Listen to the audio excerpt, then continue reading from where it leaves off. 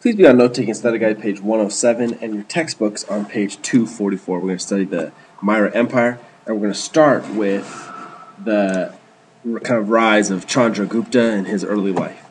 Some people think he came from a poor family. Others say that he was some accounts say he was raised peacocks. He was a caste that raised peacocks. Others say he was born into the warrior caste.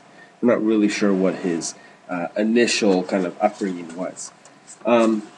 He was a great military, had many military successes, some of which were attributed to the fact that he had powerful weapons, including the Indian bow. He also used war elephants, and this were very scary to the enemies, of course. He, by 305 BC, or 205, about 250 BC, or 305 BC, most of the Indian subcontinent was controlled by him. And if you look at page 245, you can see the height of the Maurya Empire. They controlled all the way up to the north in Hindu Kush, Himalayas. Chandragupta's rule. His rule was defined by a few things. First, he lived in constant fear of his enemies. He had spies that spied on the spies. He spied on his own people all the time. He was afraid that someone was going to rise up and overthrow him. He faced a problem that the same as the Mesopotamians, same as the Egyptians did. You know, how do you control a large area with so many different ethnic groups and cultures? And his solution to this was he organized an efficient bureaucracy carried his orders. He also, the other solution was that his government was highly organized, not just a bureaucracy, but they split it into different regions. He had 4 regions. Each region was divided into multiple provinces, and each province was divided further into separate villages. And they all kind of, as a pyramid, all kind of those different people all reported back to him personally.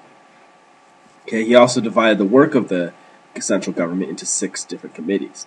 So you'd have like the war committee, the religious, the the commercial or economic committee, and this is very similar to what many governments do around the world today.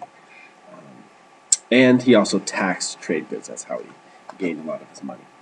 He had an advisor named Caligula, and this person was a Brahmin who helped Chandragupta raise a rebel army, and he developed a strategy for conquering Magadha, and this was born out of kind of a revenge.